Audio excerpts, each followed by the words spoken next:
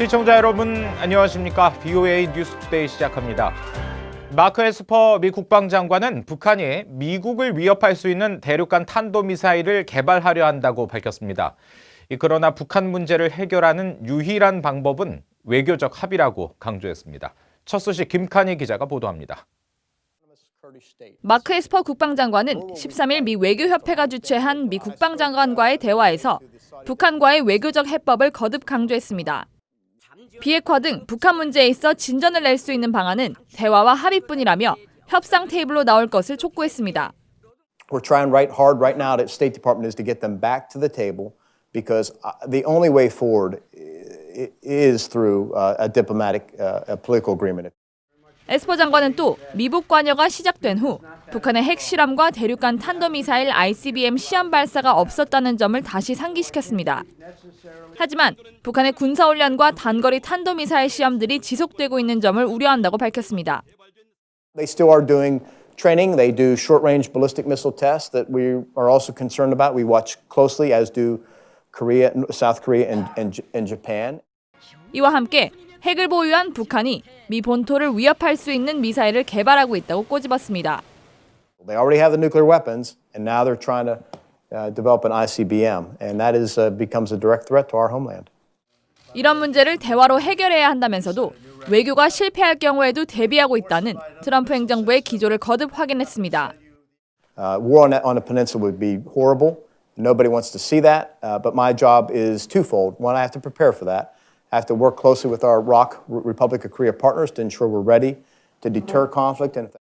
에스퍼 장관은 북한과의 다음 단계와 관련해 시험에 놓여질 것이며 북한을 협상 테이블로 돌아오게 하고 북한이 다른 길로 가지 않기를 희망한다고 강조했습니다. 이날 에스퍼 장관은 미국의 안보 전략이 중국과 러시아에 초점을 맞추면서 불량 국가의 위협에 대해서도 우려해야 한다며 이란과 북한을 지목했습니다. VOA 뉴스 김칸희입니다. 미국 상원 외교위 소속 의원들은 북한이 연말 시한과 함께 미국에 대한 압박 수위를 높이고 있는 행동으로는 얻을 것이 하나도 없을 것이라고 비판했습니다. 이 북한이 대륙간 탄도미사일 실험을 재개할 경우 영내 미사일 방어 체계를 추가 배치할 수 있다는 관측도 나왔습니다. 이조은 기자의 보도입니다. 팀 케인 상원 의원은 북한 정권이 주민들의 삶에 전혀 도움이 안 되는 행동을 이어가고 있다고 비판했습니다. 북한은 스스로 정한 연말 시한을 앞두고 대미 압박 수위를 높이며 더 이상 잃을 게 없다고 주장했지만 얻을 것도 하나 없다는 지적입니다.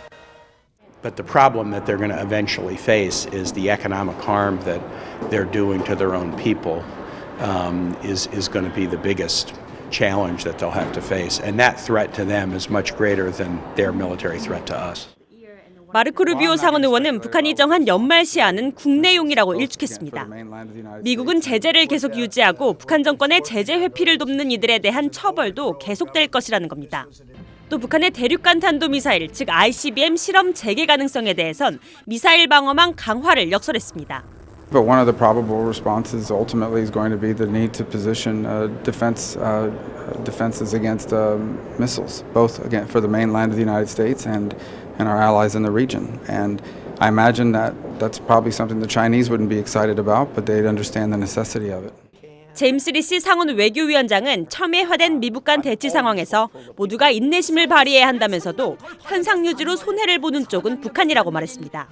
The North Korea is suffering very badly from sanctions that are in place. They'd like to get those taken off. The way to get those taken off, obviously, is to proceed to negotiate on denuclearization of the peninsula. They know that. Their original offer to do that, I believe, is still on the table. 의회는 새 대북 제재가 담긴 이번 국방수권 법안을 통해서도 북한의 최근 행동들이 외교적 해법에 대한 진정성에 의문을 제기하고 있다고 지적했습니다. VOA 뉴스 이존입니다. 미국의 전직 안보 당국자들은 최근 증가하고 있는 북한의 사이버 역량을 주목해야 한다고 밝혔습니다. 미국의 실질적인 피해를 줄 만한 역량이라면서 제재 등 추가 압박이 필요한 부분이라고 꼬집었습니다. 함지하 기자가 보도합니다. 사만타 레비치 전 미 부통령 안보부 보좌관은 13일 미 민주주의 수호재단에서 열린 토론회에서 북한의 사이버 역량이 미국에 실질적인 피해를 입힐 수 있는 수준까지 도달했다며 우려했습니다. We never considered that they would ever have the capability to constrain our economic wherewithal, because of course that was absurd. But with cyber means, they can do it, and they have shown that they will do it. 레비치 전 부보좌관은 북한의 사이버 역량은 더 커진 것은 물론 대범해졌다고 밝혔습니다. 당장 6,800명으로 추정되는 북한 사이버 전사들의 숫자는 미국 사이버 사령부의 규모와 맞먹는 수준이라고 지적했습니다. 아울러 북한이 은행 등을 공격해 20억 달러를 탈취하려 했다며 이는 북한 국방비의 20%에 해당하는 엄청난 액수라고 말했습니다. 사이버 활동이 북한의 비대칭 전력을 제공하고 있다는 주장도 나왔습니다. And one of the things I do worry about, we all think there's going to be a missile launch, nuclear test, some big Christmas surprise, but what if it's a cyber attack? 방코델타 아시아 은행의 금융 동결 전략을 세웠던 후안 자라테 전 재무부 테러 금융 담당 차관보는 새로운 제재를 동반한 추가 압박의 필요성을 강조했습니다. When I served in the administration, one of the things we tried to do was to pierce through some of these paradigms and orthodoxies. The orthodoxy that North Korea can't be sanctioned or pressured anymore. 자라테 전 차관보는 과거 방코델타 아시아의 자금 조치가 다른 나라 의존도가 높은 북한 경제의 취약점을 겨냥한 것이라며 이런 부분에서 많은 것을 할 수 있었다고 설명했습니다. 자라테 전 차관보는 트럼프 행정부의 최대 압박이 북한의 비핵화에는 실패했다면서 냉철하고 명확한 사고 등을 토대로 대북 압박에 대한 새로운 계획을 세워야 한다고 강조했습니다. BOE 뉴스 함재합니다. 유엔 안보리 결의에 따른 북한 해외 노동자 송환 시한 22일을 앞두고 러시아 정부가 북한 노동자들을 시한 내에 내보낼 것이라는 입장을 거듭 밝혔습니다. 러시아 외무부의 표트르 일리이체프 국제기구 국장은 13일 타스 통신과의 인터뷰에서 우리는 모든 안보리 결의를 기한 내에 이행할 것이라면서 북한 노동자 송환 작업이 진행되고 있다고 밝혔습니다. 하지만 일리이체프 국장은 송환되는 북한 노동자 규모에 대해서는 구체적으로 밝히지 않았습니다. 앞서 북한 고려항공은 러시아 블라디보스토크에서 평양행 노선을 오는 20일까지 일시적으로 주 5회 하루 2편으로 증편한 것으로 알려졌습니다.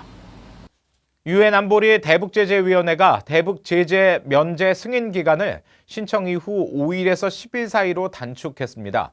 유엔 안보리 대북제재위원회 의장국인 독일 유엔 대표부는 13일 VOA에 대북 인도적 지원에 대한 제재 면제 심사가 빨라졌다며 이같이 전하면서도 심사 과정에 대한 변화와 단축 배경에 대해서는 설명하지 않았습니다.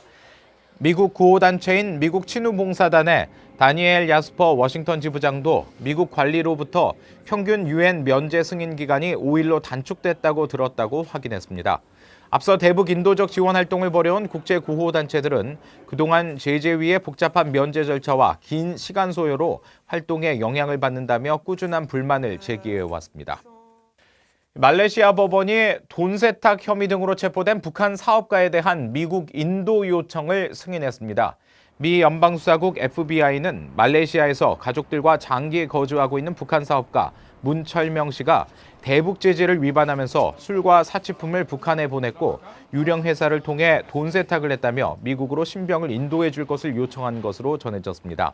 하지만 문 씨 변호인 측은 미 당국이 구체적인 설명 없이 문 씨가 미국으로부터 보트 엔진을 구입했으며 이것이 테러와 연관된 용도로 쓸 수 있다고 주장하고 있지만 이는 사실이 아니라고 반박했습니다. 법원이 문 씨에 대한 미국의 신병 인도 요청을 승인했지만 문 씨 측이 상고를 제기함에 따라 송환이 당장 이루어질 가능성은 작은 것으로 알려졌습니다. 한국과 북한의 무역 규모가 400배 이상 벌어지고 국민 1인당 소득 수준은 26배 이상 차이가 나는 것으로 나타났습니다.